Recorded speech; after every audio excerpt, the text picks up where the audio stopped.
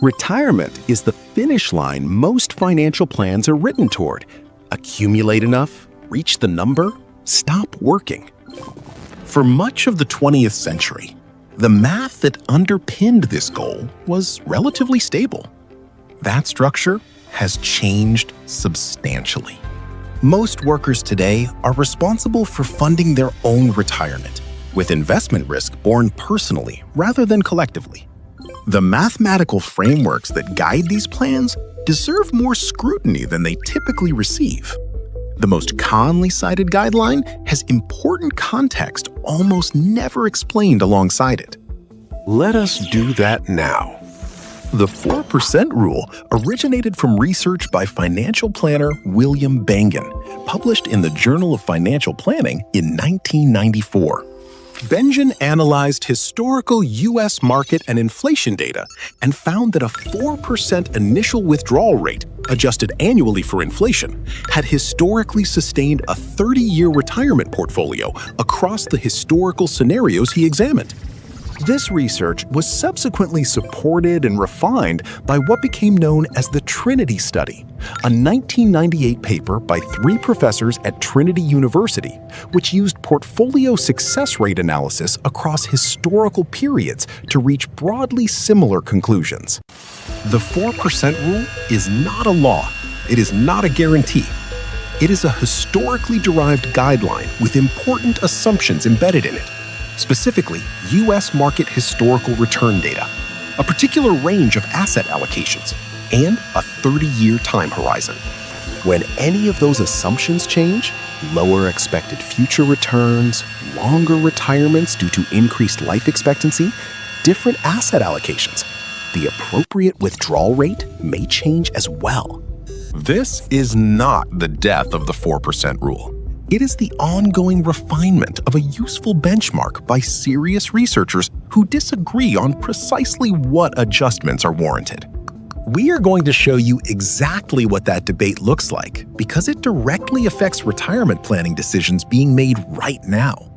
Both the original Bengen research and the Trinity Study are publicly available. We have linked them directly. Read the primary sources, not summaries of summaries.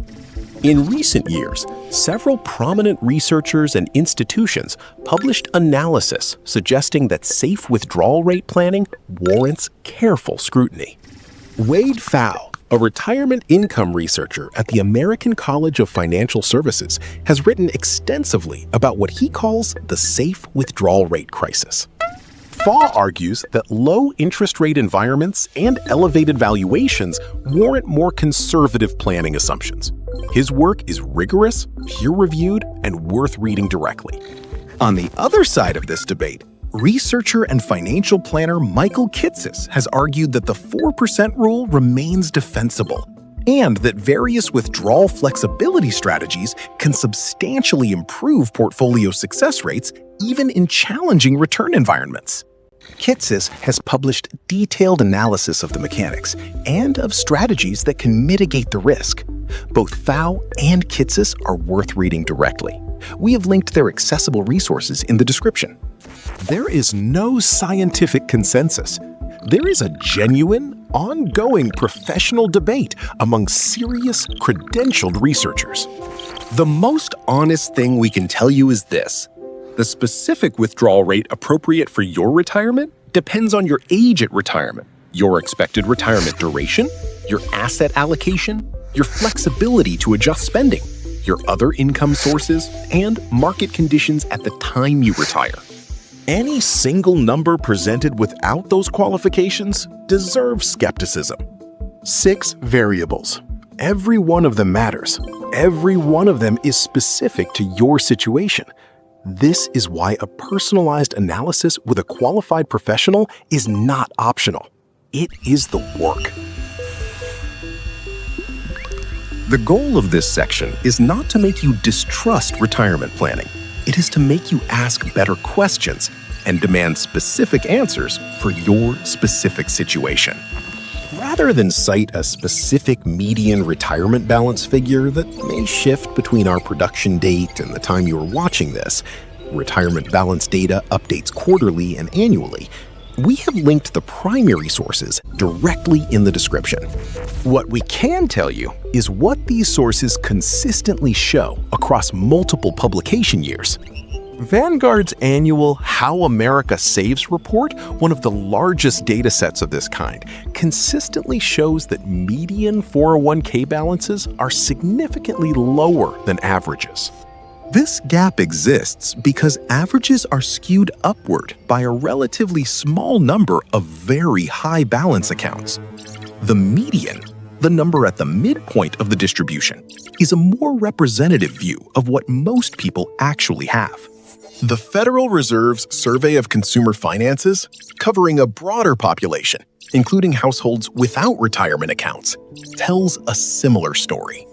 The consistent finding across sources, the distribution of retirement savings in the United States is highly unequal, and the median household approaching traditional retirement age has substantially less accumulated than financial planning benchmarks suggest is needed to sustain a comfortable retirement without other significant income sources.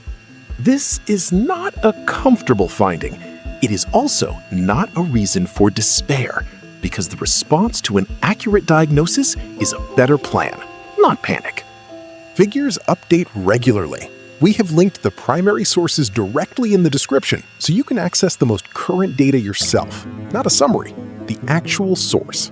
Which brings us to the concept that may be the most important and least explained variable in retirement planning. Sequence of returns risk is perhaps the most underexplained concept in mainstream retirement discussion. It is worth spending real time on, because it genuinely changes how you should think about retirement readiness. Here is the core insight. Two retirement portfolios can have identical average annual returns over a 20-year period, the same mathematical average, and experience dramatically different outcomes based solely on the order in which those returns occur.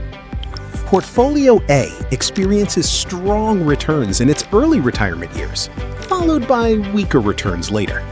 Portfolio B experiences weak or negative returns in its early retirement years, followed by strong returns later. The mechanism is precise. When a retiree is withdrawing funds during a market downturn, they are selling assets at depressed prices to meet living expenses. Those sold assets are no longer in the portfolio to participate in the eventual recovery. Despite identical average returns, Portfolio B, the one with poor early returns, depletes significantly faster, sometimes dramatically faster.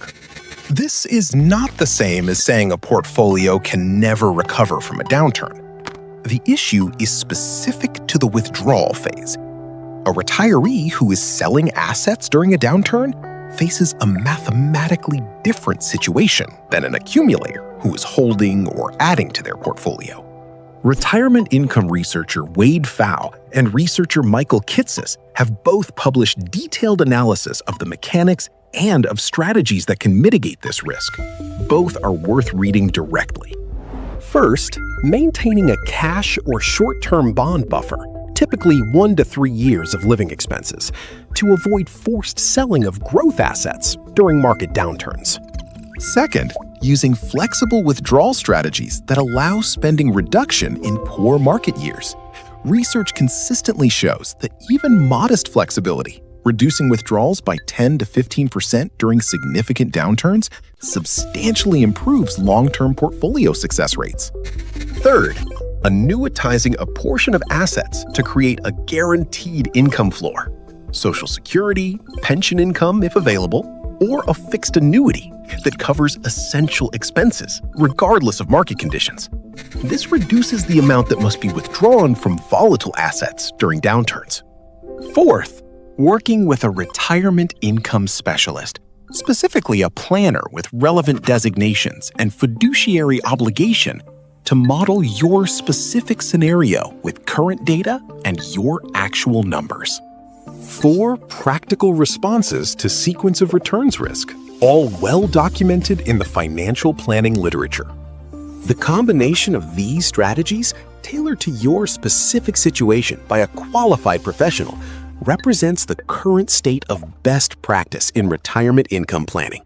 3 practical frameworks that the research consistently highlights as high value for retirement planning. Framework 1, the Social Security Optimization Question.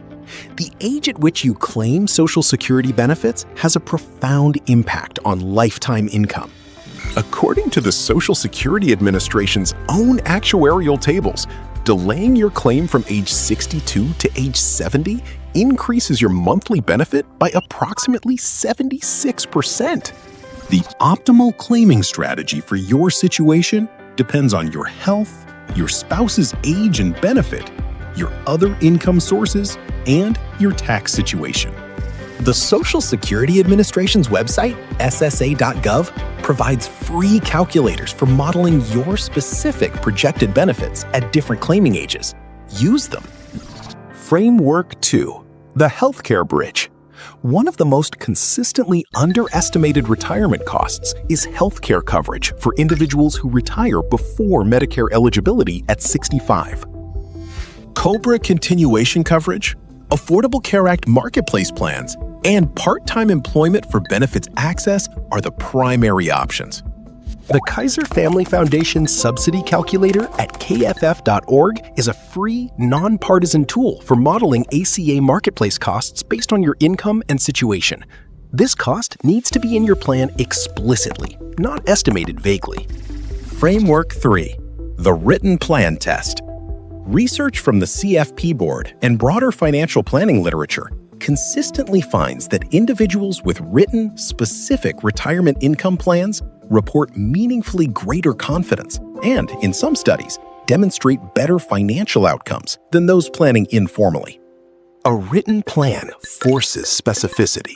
It requires you to answer the questions that matter. When will you claim Social Security? What is your withdrawal sequence? How are you handling health care? What is your sequence of returns buffer strategy?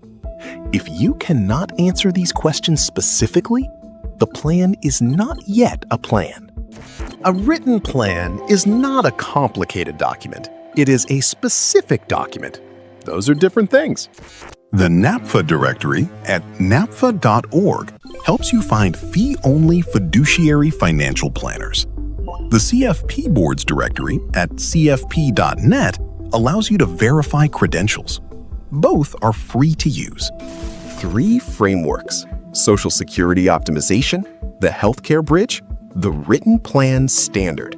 Each one a high-value, research-supported action available to you right now. Information without action is incomplete.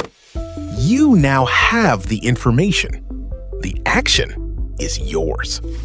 5 episodes, 5 systems that shape your financial life in ways most people do not fully understand until the consequences arrive.